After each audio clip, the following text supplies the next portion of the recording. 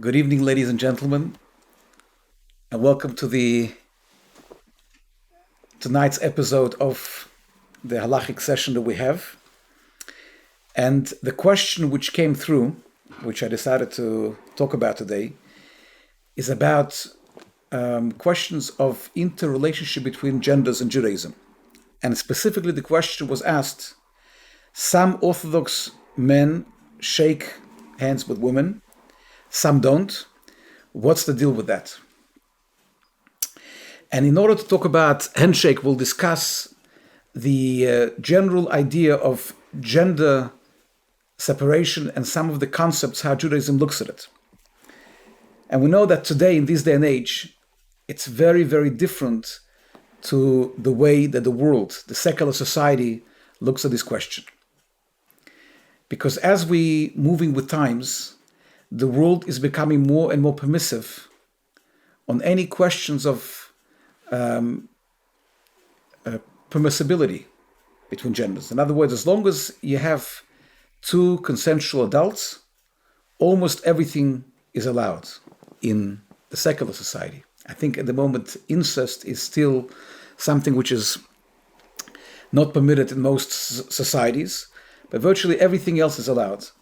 And doesn't matter we're talking about premarital relations or extramarital relations, as long as we're talking about consensual adults, there's no force, everything is permitted. Judaism is very, very different. In Judaism, when we talk about relationships, the only physical or sexual relationship which is permitted is between a couple that are married, what we call Kedas Moshe v'Yisrael, according to the law of Moses in Israel, in other words, under a chuppah. And even within the marriage, in the context of the laws of Taras HaMishpacha, family purity. And that's what Judaism looks at as permissible, intimate and sexual relationship. And it's interesting that we spoke about already in many of the previous sessions, we dedicated quite a number of lectures about what constitutes a forbidden relationship. We spoke about what's called psuli chitin, marriages and relationships which are not permissible. Some are called arayos, either incestual or adulterous. Some are what's called biblical prohibitions which don't involve such severe punishment. We're talking about a kohen and other negative commandments. And even for a husband and wife, there's also laws of nida, which means, like we said before, that at certain times it's forbidden. And it's interesting that the Torah doesn't just say, when it talks about those relationships, that they are forbidden, don't engage in those relationships. The Torah says, don't come close, lesikrevu. And the Chazal, the sages, and the Talmud tell us that what the Torah is telling us, that it's not enough to be able to avoid actual forbidden relationship, but it's also telling us that we cannot do certain things that create a closeness or create certain level of intimacy, whether physical and sometimes even emotional. And the Torah recognizes very, very much the human nature and human flaws. And it doesn't look at it as a bad thing. God created mankind with different desires and different urges. And the Torah says that this in itself is sometimes even good. Because when people are desensitized, for example, if you take people who live in a nudist colony and nothing arouses them, that's not considered to be something positive. Those people are completely desensitized to the opposite gender. And that's something which is not positive within, when we talk about an exclusive relationship, it doesn't create a very positive, it's not very conducive to a positive relationship with one spouse. It's the more a person is sensitized and sensitive to the other gender, the more he'll be able to, and the more he understands it and tries to focus only on the one spouse, that's what creates in Jewish thought an ideal relationship. So the Torah created two main preventatives, if you may. One of them is called yichud. Yichud means to be alone in the same room, in the same, without any other people. So, for example, it's forbidden for a man and a woman who are not married to be alone in the same room. It's yichud, and there's, obviously this rule creates many questions, and in the Code of Jewish law itself, there's quite a number of details connected to it. We have babysitters with people staying in a house. What happens if there's a guest in the house and the husband goes to work? And there are many solutions to the problem, but ultimately it's the idea of yichud is loy plug, which means it's not subjective to one's personal decision what is a test for one person or for another person. For example, a person cannot say that I'm 25 years old and this lady is 95 years old and therefore I'm allowed to be in the same room with her because there's no way I'll be attracted to her. The Torah says it's loy plug. There's no subjective divisibility to that. It's across board. A man and a woman who are not married to each other. We'll talk about exceptions soon. The exceptions are obviously close relatives that the Torah itself says that Hashem took away the desire for them. For example, a parent or child, a grandparent and grandchild, they are allowed to have yichud, they're allowed to be in the same room together, obviously, and there's also other borderlines which are forbidden with other people and are obviously permissible with such close relatives as parents and grandparents. But yichud is one particular restriction. The other restriction is, and by the way, it's interesting that the only exception to laws of yichud is between a husband and a wife when she's a niddah. Even though niddah is a biblical prohibition of the highest severity, nevertheless, the sages told us that it would be very, very difficult to demand of a husband and a wife when she's a niddah not to have yichud, and two conditions are given in order to make it permissible. I'm going to give you the practical application of those conditions. One condition is that they were already together once, they were intimate already, and the second condition, they will continue to be intimate later. So what's the practical application to it? If you have a situation that a chosen and a kala, a bride and a groom, stood under the chuppah and they got married, and before they had a chance for the first night after the wedding, she became a niddah. Either she was a niddah before the chuppah, or she became a niddah before they had a chance to come home afterwards, after the wedding. But in such a case, because they were never together yet, the Jewish law prohibits them from having yichud.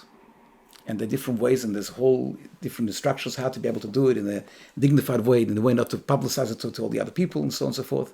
But that's one example. And the other example is if a woman will never be allowed, for example, if a husband and wife,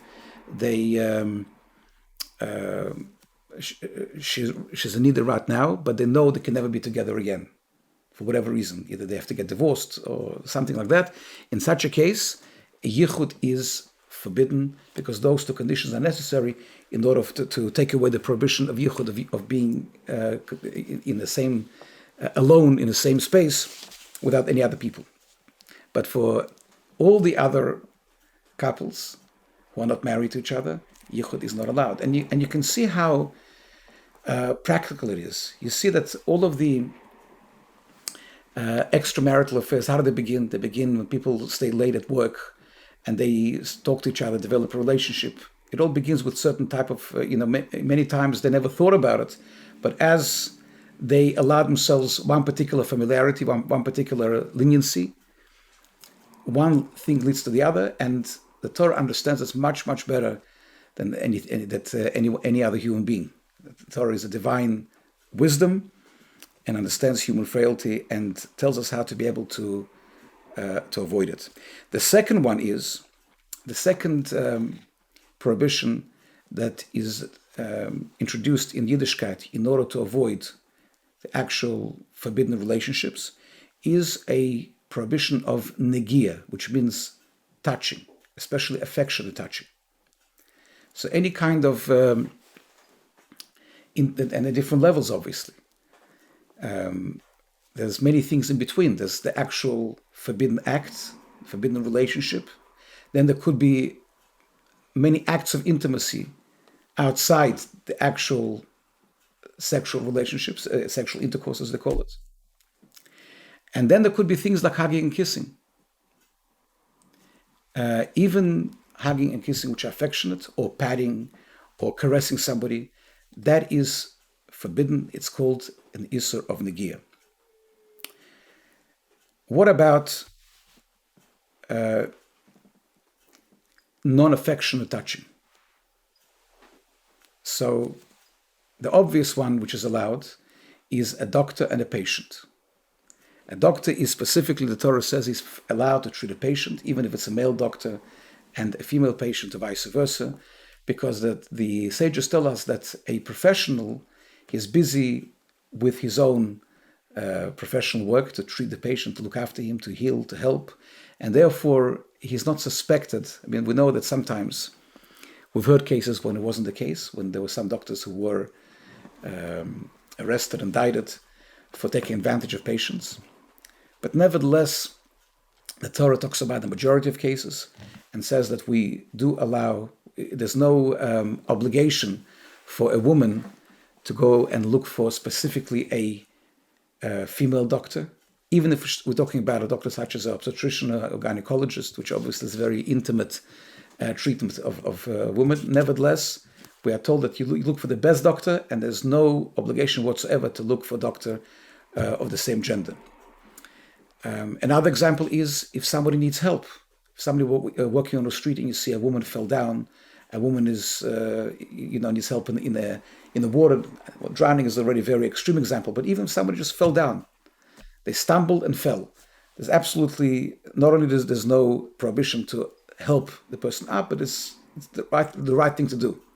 A person who would walk by, a man who would walk by and wouldn't help the lady to get up, is not acting in the way of Kiddush Hashem. He doesn't sanctify Hashem's name. When people see he's an Orthodox Jew just because he doesn't want to help her up, that's not a good thing. So helping somebody to get up, a sick person, that doesn't fall into any sort of forbidden category. But what if something is, on one hand, is not considered to be affectionate in our society? It's considered very businesslike. At the same time, you're not helping anybody, you're not assisting anybody, you're not treating anybody, you're not a doctor, you're not a dentist. But the example is a handshake. A handshake today in the world is considered to be mostly something very, very neutral.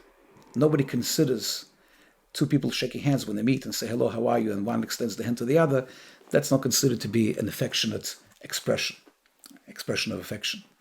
And nevertheless, we see, as the question of our session tonight indicates, that we see a reality that there are many Orthodox men who will not shake, or vice versa, that many Orthodox women who will not shake the hand of a man, and a man who will not shake the woman's hand. And the question is, what does the law says? What does the Halacha, the Jewish law, say about it?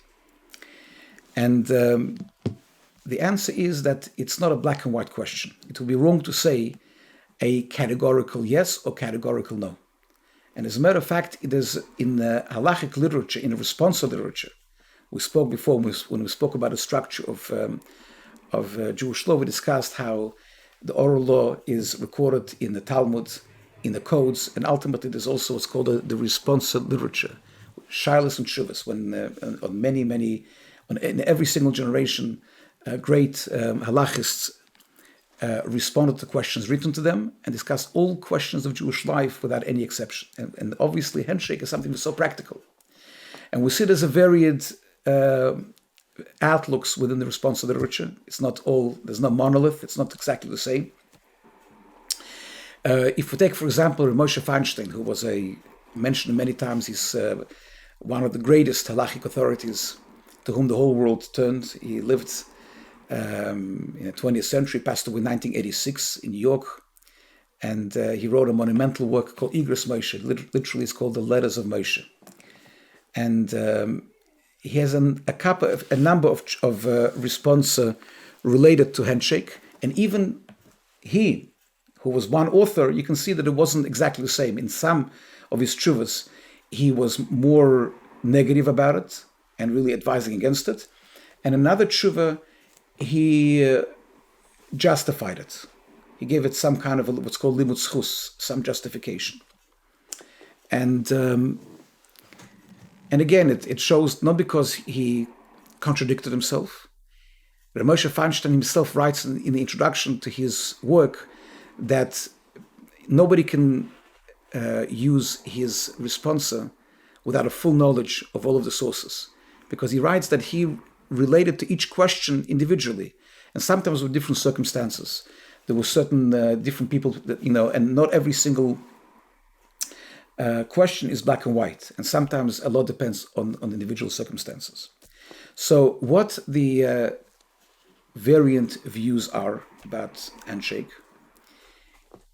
On one hand, one could justify it. One could say that it doesn't fall into the category of a chiba, of an affectionate touch. You could not understand that if there's a very big difference between giving somebody a caressing somebody, and shaking somebody's hand, on one hand.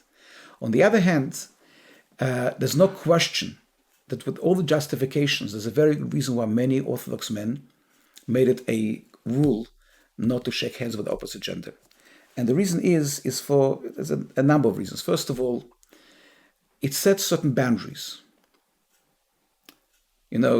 I remember clearly there was once many years ago, I think it was 1994 or something, when there was Oslo agreements taking place between the Palestinians and the Israelis. And there was a famous picture of Yitzhak Rabin shaking the hand of Arafat, they're shaking hands. And the caption on the bottom says, "It all begins with a handshake." That's the caption. And I think it's a very powerful statement. The handshake could be always very, very innocent, but ultimately it can have a lot of ramifications, as it was on the political level. I mean, again, this handshake really was much more than a handshake. It represented a lot. And the same thing applies when it comes to genders. And you can see that ultimately a lot depends on the person, what he thinks about it when you shake hand, how he shakes. Could be the difference in the strength of the handshake, and there could be so many different nuances over there. And the Torah says ultimately the best thing is to set boundaries and to be able to say that we'll not go there. There's no need for it. And it's something that, if it can be avoided, it's much, much better. And it also shows a certain type of respect for one's spouse, to say, what, my touch is reserved only for my spouse. So, and obviously also reserved to other close members of the family. Obviously there's a touch could also be to one's child, to one's parent, but it's not something which is to be taken lightly in our eyes, even though, like I said before, the world looks at it as something very, very commonplace. And sometimes it's hard for everybody to understand what's the big deal. But for us, even such a thing is important, and it's many complications could be avoided if everybody would set boundaries for themselves. The question is how to do it without insulting the other person. That's also important. One has to be creative. Just to leave the other person hanging when they extend the hand to you, it's also could be a little bit embarrassing. And while it's not the end of the world, people who are smart, they won't be embarrassed. They'll take it with good humor. But nevertheless, from our part, we have to be able to think how to be able to be creative and to think of different ways. I know whenever I would have meetings, political meetings with politicians, I would always ask my secretary to tell the secretary of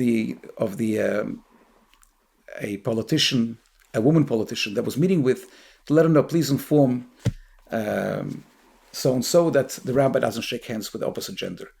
And then you listen in advance, and they respected it, and there was nothing, it's avoided in such a way. And they also appreciate it. I heard many times. There's also other ways when you can come and you can hold your phone in your hand in such a way, hold something else to be able to avoid it. Or you can make a humorous statement. Many times I was, if myself and my wife would meet another couple and I would shake the husband's hand and his wife would extend the hand to me, my wife would shake it, or I would tell her that I will shake her husband's hand the second time for her. Many, many different things that you can say or do that would take away the awkward situation and make it more of something to smile about and laugh about. As long as somebody's committed, it's not the end of the world. One of the interesting questions I was asked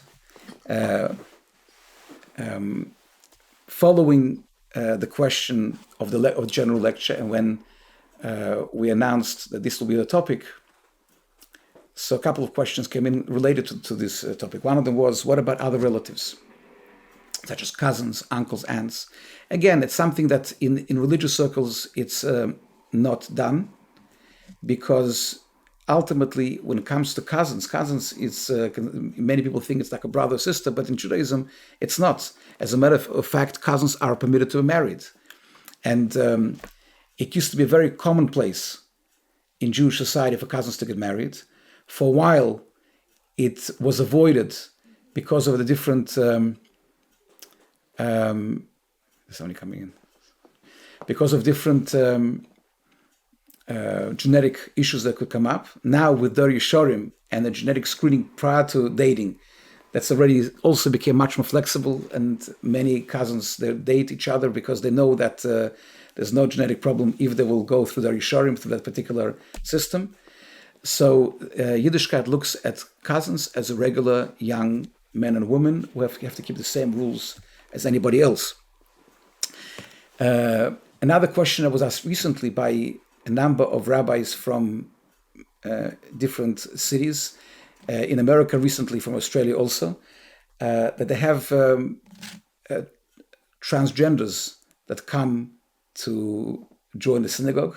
They come inside and they come in, and you have sometimes somebody who looks like a man, for example, but in reality it's a woman who underwent a sex change, and they ask him, is there anything wrong to shake that person's hand? That in Jewish law it's quite problematic, because in Jewish law that we know it's also not a very popular stance, because today's, the society looks at it as a person can choose the gender as they wish. In Judaism, it doesn't work this way. And so the law is that because shaking hands is all to do with any kind of affection between genders and any kind of a arousal that could occur as a result of it.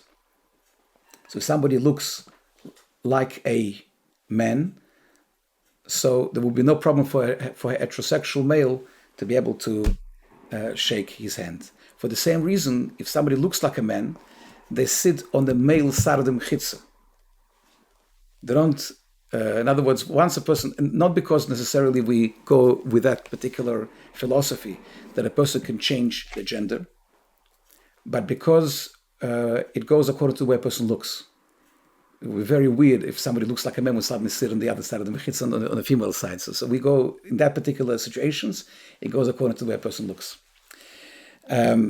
I could say much more about the subject, but I decided to limit my lecture just to general comments and see if there's any questions that we could discuss.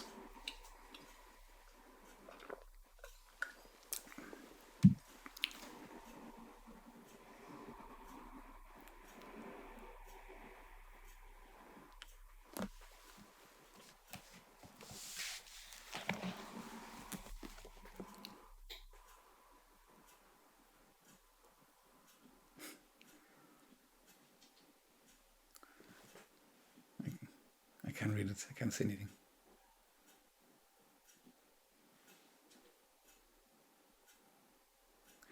Okay, the question was, Shalom. May I please just confirm, breaking Yichud and Negiah is a sin from a Torah? You can go back to the people. I think it's an excellent question. And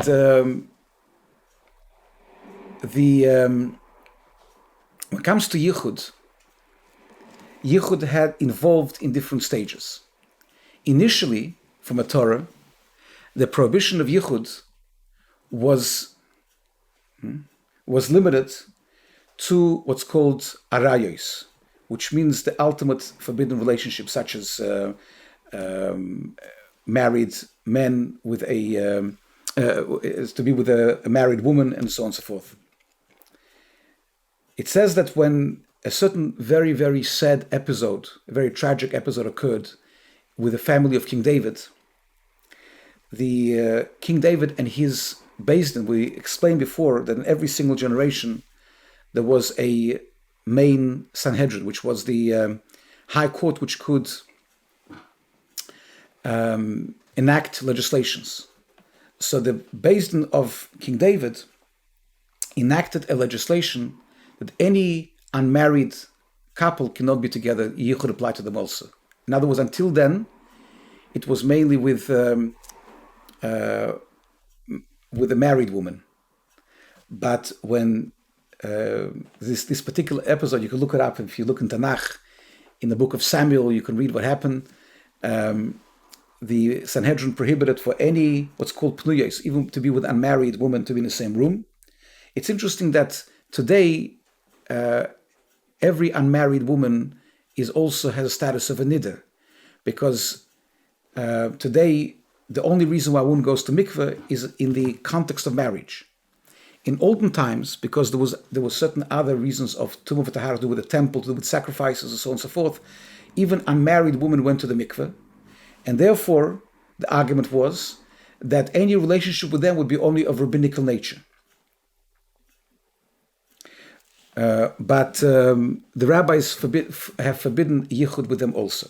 And later on, they're forbidden also with women who are not Jewish to also create, there was already a later Sanhedrin, also created such a prohibition. This is when it comes to yichud. So yichud today is partially biblical and partially rabbinical. But you all remember that rabbinical laws are kept by religious people with the same commitment as biblical laws. When it comes to Negiah, also it's not so simple. Different levels of Negiah. So we have the actual intimate relationship, and that is, of course, not only it's biblical, but it's also carries with itself a certain severity of punishment. Then you have another type of affection. In other words, it has a certain term in the Talmud when you do everything but intercourse, and that's also biblical according to virtually all opinions. And then you have other affectionate type of a relations, like touching affectionately, such as caressing and so on and so forth. And that is a argument between the early commentators, between the Rishonim. According to the Rambam, it is still considered to be biblical. According to the Ramban, Nachmanides, he says that this, on that particular level, that's already rabbinical. In other words, if it's not something very, very heavy, but something very sort of light, affectionate touch, according to the Ramban, it's only rabbinical. So over here we have a bit of a argument between the scholars.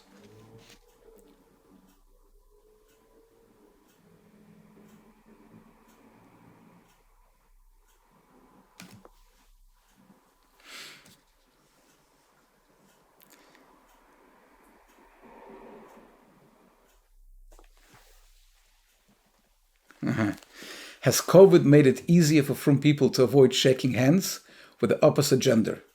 120%, no question about it. There's so many times I just, I went to hospital recently, and I had to speak about a certain patient. I speak to a nurse came and she gave me a hand, and I didn't right away extend the hand. She goes, "I'm sorry, I realized COVID, we're not supposed to shake hands." She goes to me. So there's no question COVID made it easier. I think it's interesting that people could see, once upon a time, if people would make a big deal out of it, today they just say, listen, it's something which the whole society stopped shaking hands today. So it's something which is quite interesting. Yeah.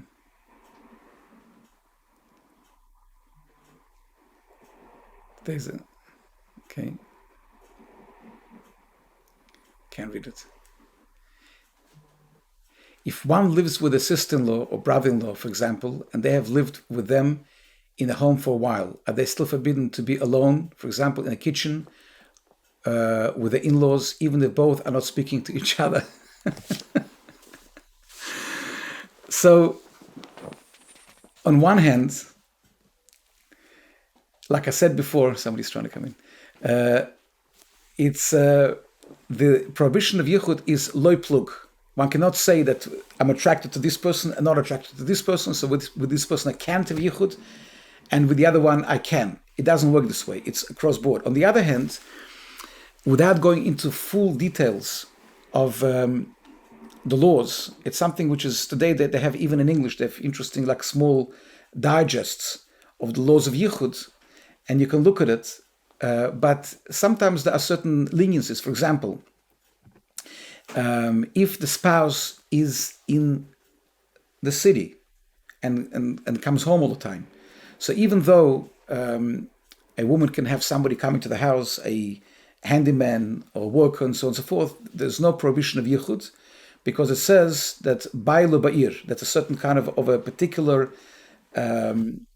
category which the sages, the earlier sages already enacted, that in a situation when somebody goes in and out, it's not considered to be yichud. So if, for argument's sake, sometimes a very, very difficult situation, which I was asked sometimes, a woman had to go to hospital to give birth, and her sister is staying in a house and stuff like that. So sometimes you can have a situation where somebody else has the keys.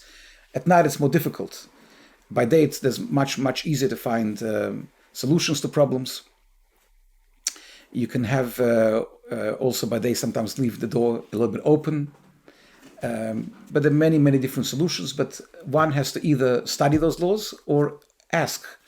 We know that it's part of the culture of Jewish people to ask questions whenever they come up. I'm asked questions on yichud on a regular basis, and many, many times there are solutions to these problems. But certainly not talking to them doesn't exempt one from yichud.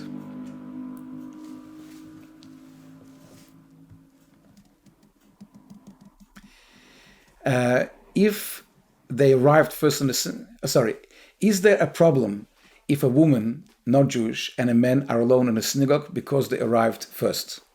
The answer is it's not a problem, because that's a typical example where the synagogue is not closed to the public, it's open. It's just a matter of time when somebody else will come in, and that's not considered to be yichud at all. Yichud doesn't mean that they are in a public place where right now they happen to be alone and any minute somebody else can come in. That's not considered yichud.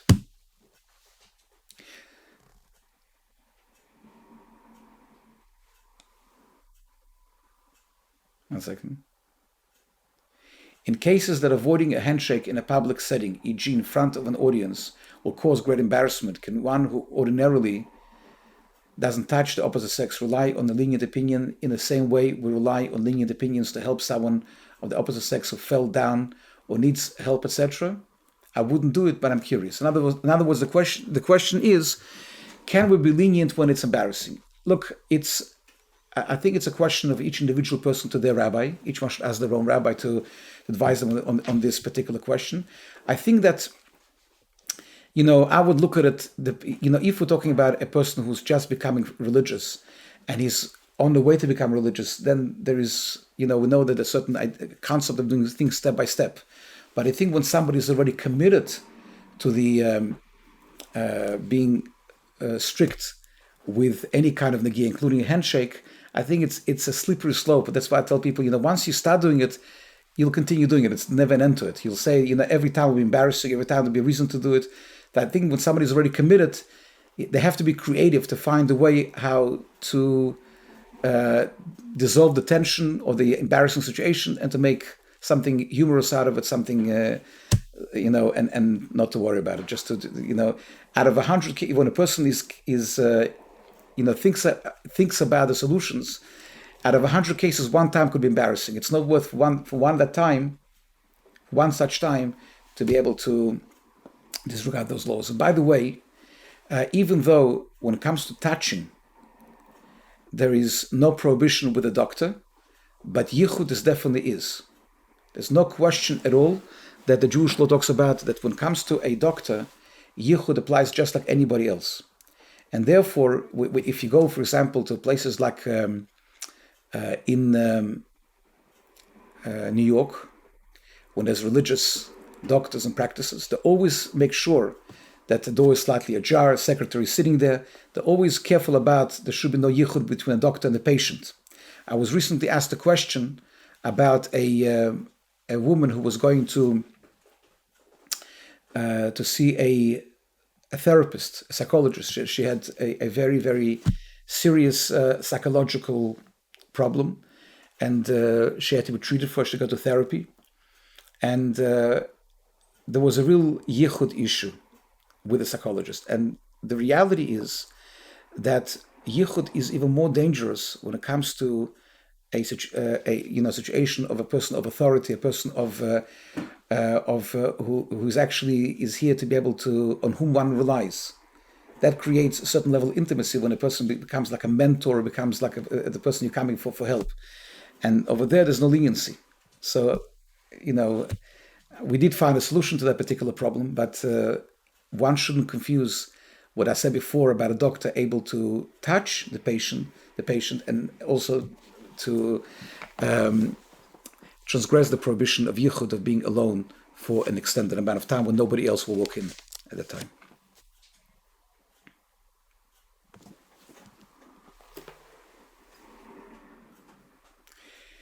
In ancient times, what was the punishment of an unmarried couple touching? There was no punishment for touching. It was just something that wasn't allowed. If there was affectionate touching, like closeness, there was in the times when the Sanhedrin, when the high court or smaller courts enforced the laws, there was actually a physical punishment for that in olden times. I must tell you, it wasn't the same level of the. It was treated as a rabbinical prohibition. In other words, the level of punishment was treated as a rabbinical prohibition.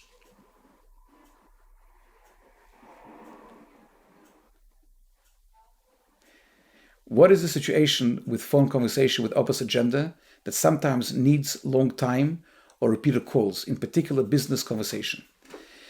So in every situation, a person has to be able to use their common sense and to try to make sure that business conversations don't become intimate.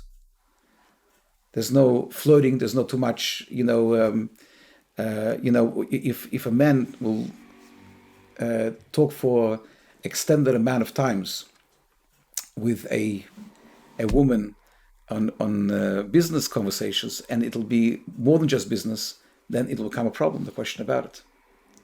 Conversations lead to intimacy. People become interested in each other. They become talking about interesting issues, and that's how a emotional bond develops. And that's something that Yiddishkeit has to avoid, obviously.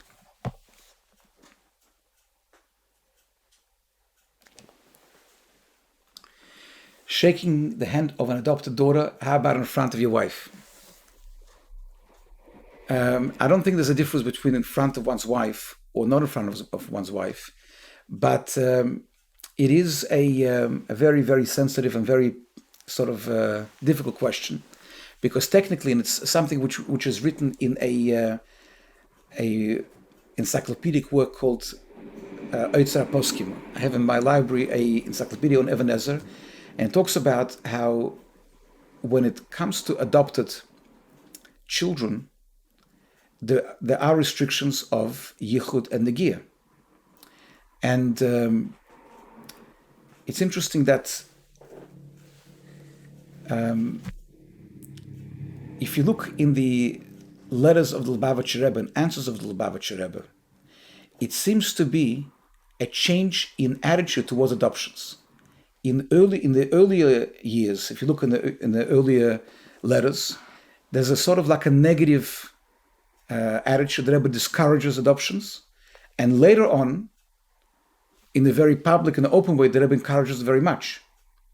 I've seen already in Badolos how a few people came to the Rebbe and spoke to the Rebbe about problems with fertility, for example. And the Rebbe said that one of the vessels for blessing is to adopt a child and to raise them in a Jewish way. The Rebbe even gave a very specific choice. The Rebbe said one can either adopt a Jewish child and raise them in a home of Torah mitzvahs, or adopt a non-Jewish child and convert them and raise them in such a way. And the question is, has something changed? Did the Rebbe change his mind? And I believe, if you look carefully, the Rebbe didn't change his mind at all, or his attitude at all. There was a change of reality in America. In Europe, there was always a mitzvah to, unfortunately, there was a lot of orphans around. It was the mortality rate and percentages were much higher than today. And there were many, many orphans, and was considered to be a great mitzvah to bring a legadol yosem bevesa, it's called, to raise a orphan in one's home. It was done all the time. And there was never any questions that this particular orphan is like your family. You love them and you look after them and you treat them exactly the same as all your kids. But the child knew that I'm not the biological child of those parents. It was always a very, very clear, there was always a clarity of knowledge. When it came to, in American society, there was for many years, there was the culture that one has to hide from the child, that the child was adopted. You have to pretend that these are his biological parents, which I think is very wrong, because there's nothing, I think I once maybe spoke about it in one of my sessions, that anything that a child finds out about himself, no matter how innocent it is, but something that changes the perception of where they come from, it could really unbalance them and psychologically in a very strong fashion. So, and I think that's why the Rebbe was against it, because automatically it would cause halachic problems, which the Rebbe spoke about. On the other hand, if the child knows that they are adopted, and the child understands that there are halachic restrictions between, for example, if it's a girl, between the father, so automatically there will be no pain involved, because the child knows that it's not out of lack of love. I once discussed this question with Moiri Verabi, with a great scholar, one of the greatest scholars with whom I had the honor to be close with, Rabbi Zalman Negiah Goldberg, who passed away unfortunately a couple of months ago. He was somebody, beyond and above anything that we've seen in this generation, his scope of knowledge, a person proficient in Babylonian Talmud, Jerusalem Talmud, in all the codes, and a man of great humility. And one time I discussed this question with him about, the restrictions of Yichud and Negiah and touching. Yichud is not such a problem, by the way. It's mainly Negiah, which is the problem, touching. And he said something very, very wise. He said to me, a parent has to use the common sense.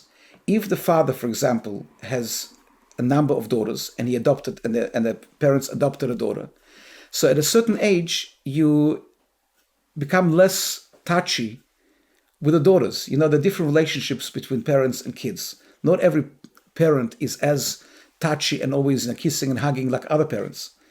And it doesn't mean one parent loves them less than the other parent. If the kids understand it and they're never upset. And my parents, obviously, if the parents are cold or very, very clinical and affectionate in the speech with the kids, and they're not close to the kids will suffer from it. But if parents are very close and they talk to the children and the children know they can confide in them and everything else, but they're not as touchy and hugging all the time and kissing all the time like other parents, that's nothing wrong with that. And he told me that if the number of daughters and one daughter is adopted, you treat them all the same, and nobody will be hurt and nobody will be upset. But the reality is that there are restrictions of Negiah with adopted kids on both sides.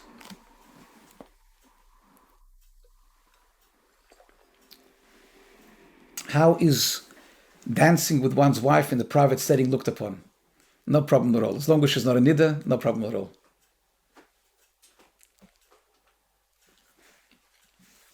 Is teaching by opposite gender allowed one-on-one? Again, it's something that it's not a wise thing to do. Teaching also something that, when you keep on being involved one-on-one, if a man gives a class to many women, or a woman gives a class to many men, that's not a problem. But if it's one-on-one, it definitely is a problem. In our conversion program, both in Sydney and outside, will always make sure that a woman is taught by a woman and a man is taught by men. That's how we always do it.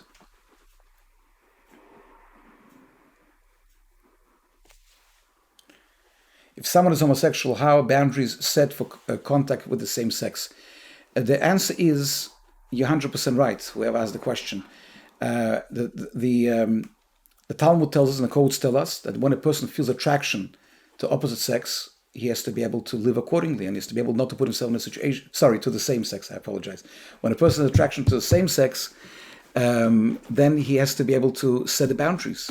He can't put himself in a situation when he'll be put in the compromising situation, a situation of a test, and so on and so forth. So that's something which is also spoken about in the halachic works. How about a man in an Uber with a woman driver or vice versa? That's a general question. The answer is like this: if it's a driving in a city, that's permitted. But if it's driving either for example, you wouldn't be able to go in a taxi or with another man from Sydney to Melbourne together, for a long extended drive. If it's just a regular Uber drive from Bondi Beach to Bondi Junction or to the city, that's no problem at all. And by day, no problem whatsoever.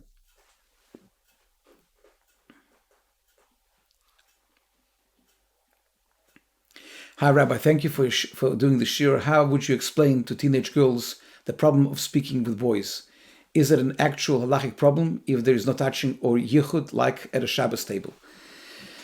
This is one of the questions which is not so black and white. It's a little bit difficult to give a general answer. I think it's something that I'll be happy to discuss, and depends a little bit on the upbringing of the girl, what kind of a household they have, and how open is the house. Usually at a Shabbos table, it's not such a great problem because it's with everybody around, and as long as it's a conversation that is casual like with everybody else and it doesn't become just too intense one-on-one, that's should be okay. But again, it depends on a number of things, the number of issues, the type of a family, type of a situation, type of a boy, and so on and so forth. And I think I'd rather answer this on case by case.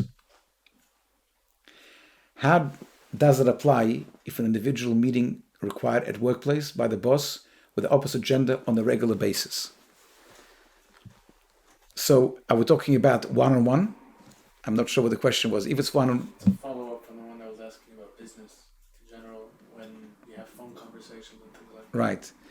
So it's a follow-up on the question of the business conversations. Again, if it's one-on-one, and if it's in a setting where yichud is forbidden, one has to make arrangements.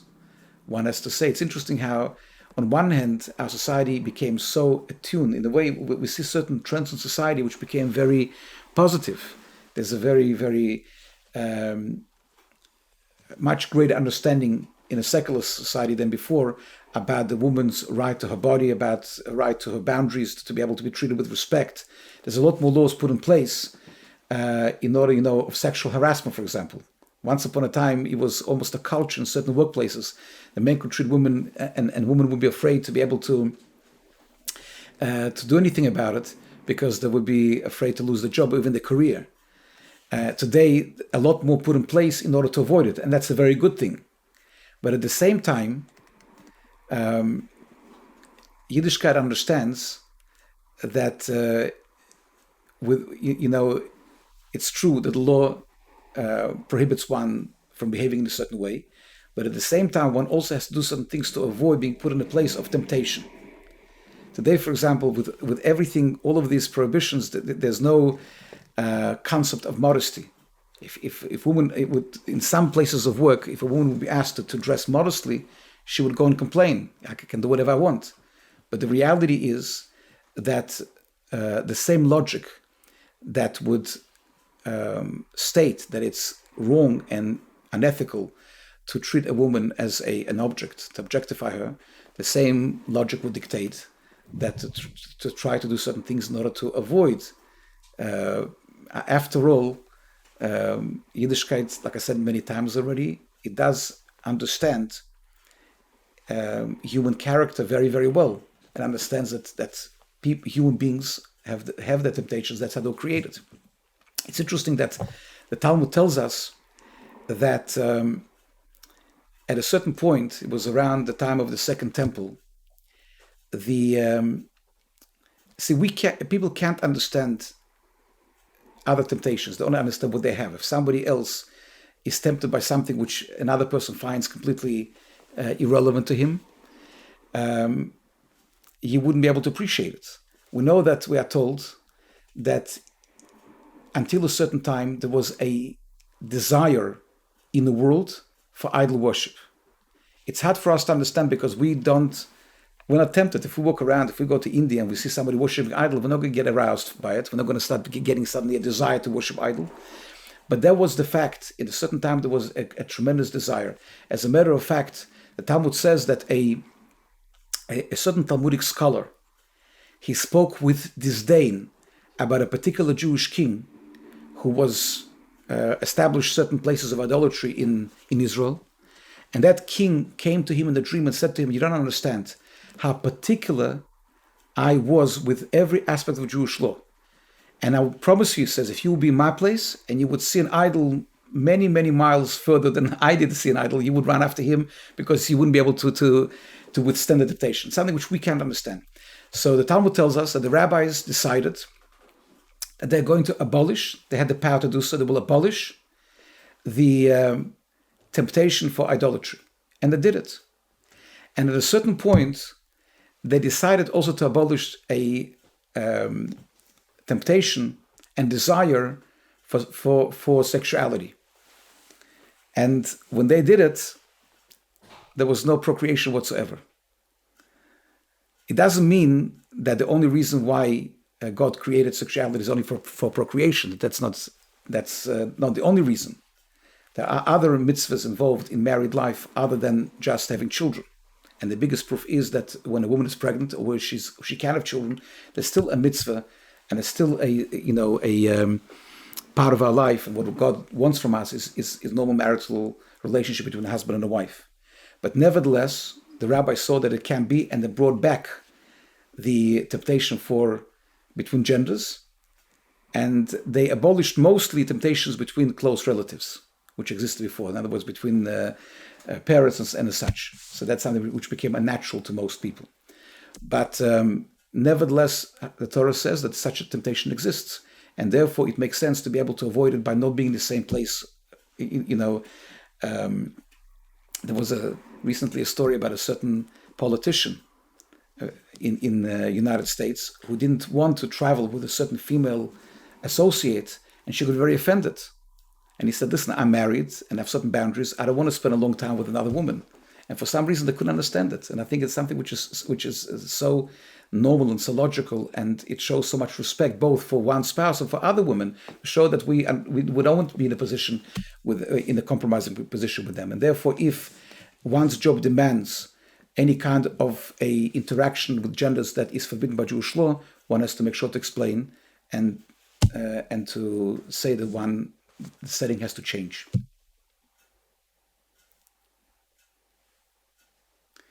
Okay, any advice how to handle accepting change from shop staff? Often the hands touch. You do your best. That's not considered to be, in other words, if it's inadvertent touch, it's not considered to be an avera, as long as it's not purposeful.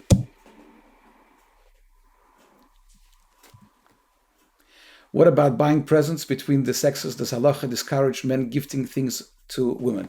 Definitely, when you give a woman a present, it's a romantic gesture. If a boss gives bonuses to all of his workers, that's something else. But if you suddenly decide to buy a female co-worker flowers or jewelry or anything like that, that's obviously not appropriate in Jewish hashkafa, in our way of thinking. Can someone have a therapeutic massage by the opposite gender? If it's like an osteopath or something like this, which is really needed, then I suppose like any other doctor. But if it's just like one of those massages that are pleasurable, then definitely not. Yeah, I just answered. How should family relatives that do have to be Shomer Negiah, like cousins or nieces and nephews from opposite gender, behave? I think there's an understanding in religious circles.